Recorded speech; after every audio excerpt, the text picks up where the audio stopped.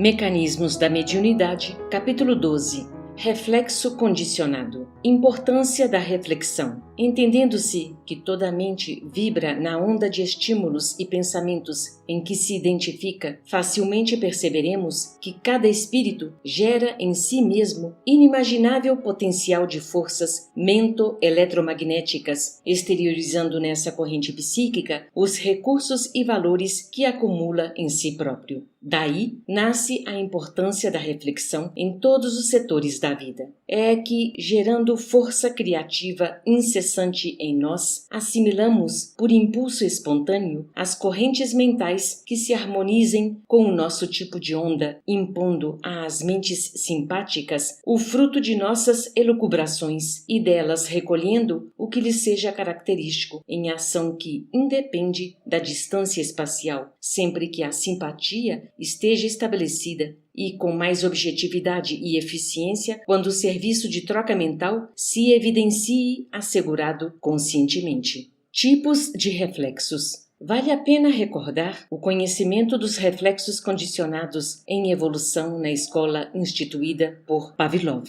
Abre nota. Ivan Pavlov, 1849 a 1936, foi fisiologista e médico russo. Criou a teoria dos reflexos condicionados. Recebeu o Prêmio Nobel de Medicina em 1904 por seu trabalho sobre a relação do sistema nervoso com o sistema digestivo. Fecha a nota. Esse campo de experiências traz a estudo os reflexos congênitos ou incondicionados, quais os chamados protetores alimentares, posturais e sexuais, detentores de vias nervosas próprias, como que auridos da espécie, seguros e estáveis, sem necessidade do córtex, e os reflexos adquiridos ou condicionados, que não surgem espontaneamente, mas sim conquistados pelo indivíduo no curso da existência. Os reflexos adquiridos ou condicionados, que se utilizam da intervenção necessária do córtex cerebral, desenvolvem-se sobre os reflexos pré-existentes à maneira de construções emocionais, por vezes instáveis, e sobre os alicerces das vias nervosas que pertencem aos seguros reflexos congênitos ou absolutos.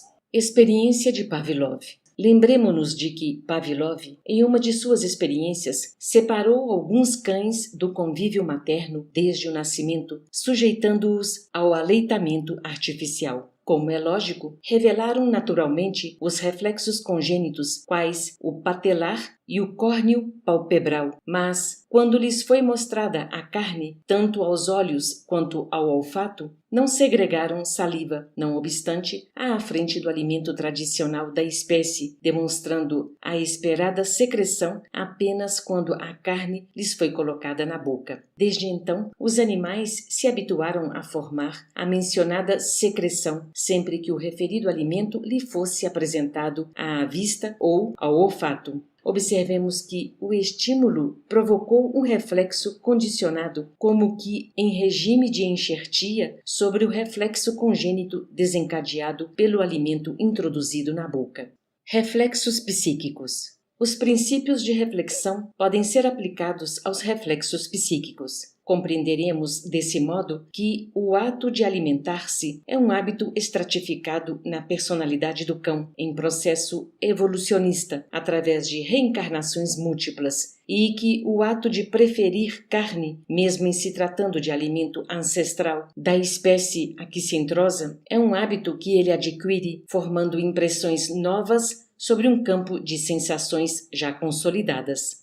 Recorremos à imagem simplesmente para salientar que os nossos reflexos psíquicos condicionados se revestem de suma importância em nossas ligações mentais diversas. E esses reflexos são, todos eles, presididos e orientados pela indução. Nos cães de Pavlov, a que nos reportamos, a faculdade de comer representa atitude espontânea, como aquisição mental automática, mas o interesse pela carne, a que foram habituados, define uma atitude excitante, compelindo-lhes a mente a exteriorizar uma onda característica que age como pensamento fragmentário em torno deles, a reagir neles próprios, notadamente sobre as células gustativas. Do mesmo modo, variados estímulos aparecem nos animais aludidos, segundo o desdobramento das impressões que lhes atingem o acanhado mundo sensório, acentuando-lhes a experiência. Podemos, assim, apreciar a riqueza dos reflexos condicionados, pelos quais se expande a vida mental do espírito humano, em que a razão, por luz do discernimento, lhe faculta o privilégio da escolha. É nesses reflexos condicionados da atividade psíquica que principiam, para o ser humano, de pensamentos elementares, os processos inconscientes da conjugação mediúnica, porquanto, emitindo a onda das ideias que lhe são próprias, ao redor dos temas que lhe sejam afins, exterioriza na direção dos outros as imagens e estímulos que acalenta consigo, recebendo depois sobre si mesmo os princípios mentais que exteriorizou, enriquecidos de outros agentes que se lhe sintonizem com as criações mentais.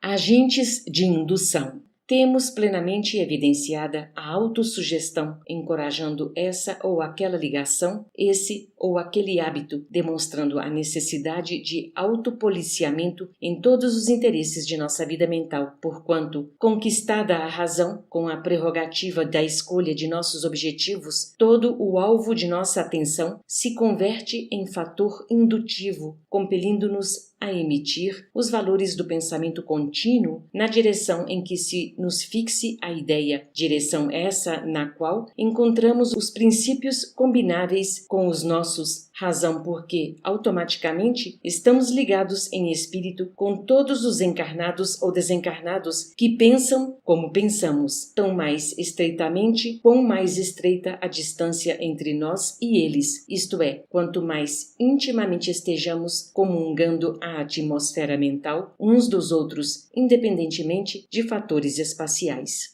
Uma conversação, essa ou aquela leitura, a contemplação de um quadro, a ideia voltada para certo assunto, um espetáculo artístico, uma visita efetuada ou recebida, um conselho ou uma opinião, representam agentes de indução que variam segundo a natureza que lhes é característica, com resultados tanto mais amplos quanto maior se nos faça a fixação mental ao redor deles. Uso do discernimento. A liberdade de escolha, na pauta das leis divinas, é clara e incontestável nos processos da consciência. Ainda mesmo em regime de prisão absoluta, do ponto de vista físico, o ser humano, no pensamento, é livre para eleger o bem ou o mal para as rotas do espírito. O discernimento deve ser, assim, usado por nós outros à afeição de leme, que a razão não pode esquecer a matroca, de vez que, se a vida física está cercada de correntes eletrônicas por todos os lados, a vida espiritual, da mesma sorte, jaz imersa em largo oceano de correntes mentais, e dentro delas é imprescindível saibamos procurar a companhia dos espíritos nobres capazes de auxiliar a nossa sustentação no bem, para que o bem, como aplicação das leis de Deus, nos eleve à vida superior.